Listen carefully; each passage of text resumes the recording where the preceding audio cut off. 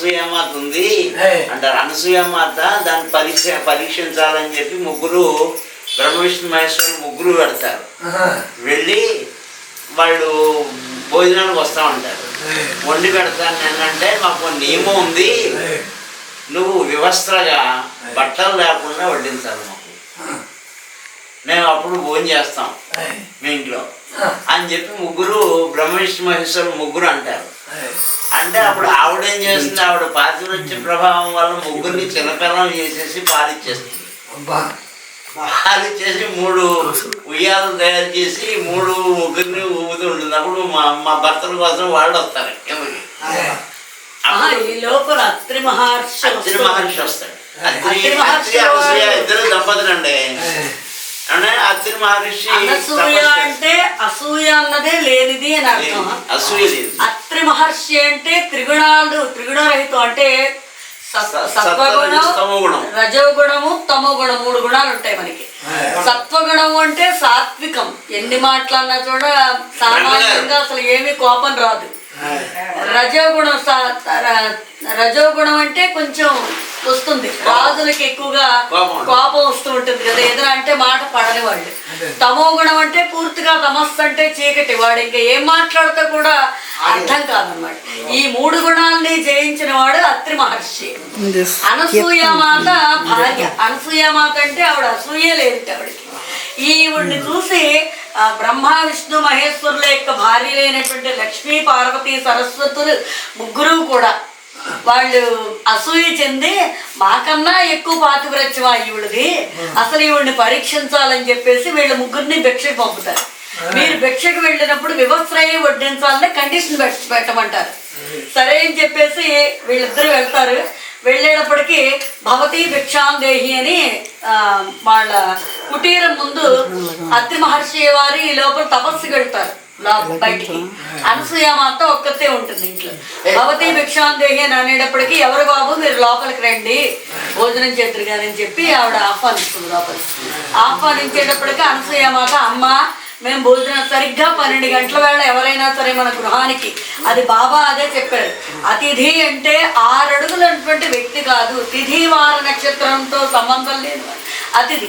అది ఏ జీవైనా సరే 12 గంటల వేళ మన గుమ్మంలోకి వస్తే దానికి ఏదో ఒకటి కాకైనా కుక్కైనా కోడైనా ఏదైనా సరే మన గుమ్మంలోకి వస్తే పెట్టకుండా పంపించినట్లయితే మన ఇంట్లో చేసుకున్నటువంటి పుణ్యం అంతా కూడా పట్టుకెళ్తారనేటువంటి శాస్త్రవాక్యం అది. ఆ ధర్మాన్ని అనుసరించి అనసూయ మాత్రం లోపలికి రమ్మనమంటుంది. అనేటప్పటికీ సరే వస్తామమ్మా, కానీ మాకు కండిషన్, నువ్వు వివస్త్రయ్య వడ్డిస్తే మేము తప్పకుండా భోజనం చేస్తాం అంటారు. ఈవిడ రమ్మని లోపలికి ఆహ్వానించారు. సరే నా భర్తే నేనే కనుక అనసూయమాతనైతే, నేనే కనుక పతివ్రతనయ్యి ఉంటే, అస్కలిత బ్రహ్మచారి నా భర్త, మేము అత్రి మహర్షి యొక్క భార్యనయ్యి ఉంటే వీళ్ళంతా కూడా నేను వ్యవసాయ వడ్డించ వీళ్ళంతా కూడా పసిపిల్లలు అయిపోతారు. 3 బిడ్డలు చంటి పిల్లలు అయిపోతారు. 3 అయిపోయేటప్పటికీ వీళ్ళు ఈవిడ ఆటోమేటిక్గా వ్యవసాయ పాలిస్తూ ఉంటుంది. బిడ్డలకు పాలిచ్చి ఉయ్యాల్లో జోకొడుతూ ఉంటుంది. ఈ జరిగిన కథనే ఉయ్యాల్లో పాడుతూ ఉంటుంది. పాడేటప్పటికి ఈ లోపల అత్రి మహర్షి వారు వస్తారు. వచ్చేటప్పటికి వీళ్ళు అమ్మ అని పిలిచారు కదా లోపలికి. అత్రి మహర్షి జరిగిన కథ అంతా చెబుతుంది, ఇలా జరిగిందండి, ఇలా అయిందని. అప్పుడు ఏవైతే నువ్వు కోరుకున్నావో త్రిగుణాలని జయించిన నేను అసూయలైనటువంటి అమ్మ అని పిలిచారని చెప్పి మీ పాతివ్రత్య మహిమకి నేను చాలా ధన్యులయ్యాము అని చెప్పి మీకు ఏం వరం కావాలో కోరుకోమంటారు అత్రి మహర్షిని, అనసూయమాతని. త్రిమూర్తులు ముగ్గురు కూడా వాళ్ళు మా భర్తల్ని మామూలుగా చేయమని పైనుంచి కిందకి వస్తారు.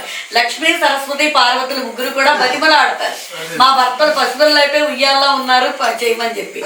అప్పుడు అనేటప్పటికీ తథాస్తు అంటుంది అమ్మవారు. అనేటప్పటికి మామూలుగా రూపం వచ్చాక మీ యొక్క పాతివ్రత్య మహిమకి నేనెంతో ధన్యులు అయ్యాం ముగ్గురు కూడా బ్రహ్మ విష్ణు మహేశ్వరులు, మీకు ఏం వరం కోరుకోవాలంటే అమ్మా నోటితో పిలిచారు కాబట్టి ఆ మాటనే నెరవేర్చిన ఆయన. మీరు ముగ్గురు నా కడుపును పుట్టాలి. మీరు ముగ్గురు నా కడుపును పుట్టాలి. దత్తాత్రేయ దత్తాత్రేయుడు దత్తుడు 3 రూపాయలు కలిసిన రూపం అది. అది పైన చూడండి, బ్రహ్మదేవుడి కమండలం, తర్వాత జపమాల, ఈశ్వరుడి దగ్గర ఉన్న శంఖం అన్ని కలిపి 3 రూపాయలు ఉన్న రూపం అది.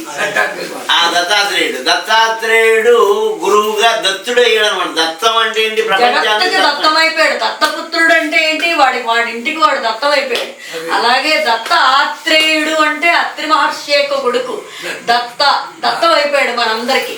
అందుకని ఏ ఏ కాలాల్లో ఎక్కడెక్కడ వాడు ఒక చోట ముస్లింగా, ఒక చోట ఒక రకంగా, ఒక చోట ఒక రకంగా అవతారాలు గురుస్వరూపంగా భగవంతుడి అవతారానికి ఎండింగ్ ఉంది కానీ దత్తాత్రేయుడు అవతారానికి ఎండింగ్ లేదు. ఎక్కడో అక్కడ ఏదో రకంగా మనందరి కోసం దత్తం అయ్యాడు. అవధూతలుగా పుడతారు. అది అవధూతలుగా పుడతారు వాళ్ళు. అవధూత అంటే అవధులే లేవు వాళ్ళు. అందులో ఆ దత్తాత్రేయుడి యొక్క ప్రథమ అవతారం శ్రీపాద శ్రీవల్లభ స్వామి. అదిగో దత్తాత్రేయుడు ప్రథమ అవతారం శ్రీపాదుడు, తర్వాత నృసింహ సరస్వతి, స్వామి సమర్థ, మాణిక్య ప్రభువుల వారు. మాణిక్య ప్రభు తర్వాత స్వామి సమర్థ.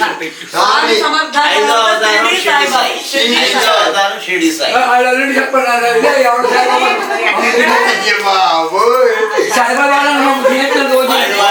అవతారం చాలించినాడు, నెక్స్ట్ వాళ్ళకి ఇచ్చి వెళ్ళిపోయారు పవర్స్ అని. పాదుకా రూపంలో ఉంటారు గురుస్వరూపం అంటే.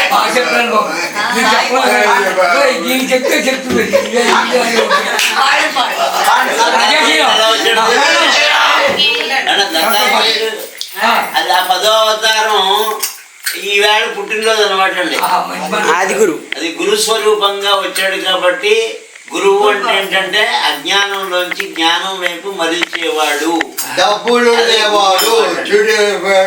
గుశబ్దస్య అంధకారస్య రుశబ్దస్య తన్నిరోధకస్య అని అంధకారాన్ని పోగొట్టి వెలుగులోకి తీసుకెడతాడు. ప్రతి శిష్యుణ్ణి ఉద్ధరించడానికి దత్తుడు ప్రపంచంలోకి గురుస్వరూపంగా వచ్చిన అవతారం అది. దత్తాత్రేయుడి యొక్క అవతారానికి ఎండింగ్ లేదు.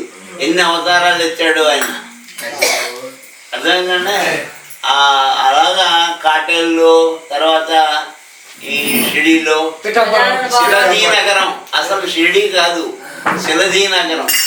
ఆ శిలధీ నగరంలో ఈ శ్రీపాదుడే చెప్పాడు అన్నమాట, నువ్వు షిరిడీ సాయిగా అవతరించి అక్కడ ఉండే ప్రజల యొక్క ఈతి బాధలన్నీ తొలగించు అని.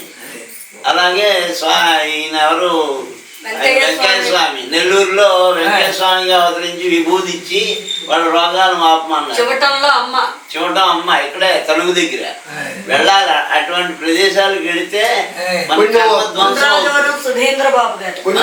ధ్వంసం అవుతుంది. ఎత్తి మీద ఉండే కర్మ పోవాలంటే అటువంటి గురువుని ఆశ్రయించాలి.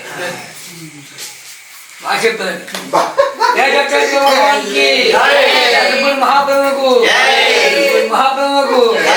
భక్తి సమాజం వారికి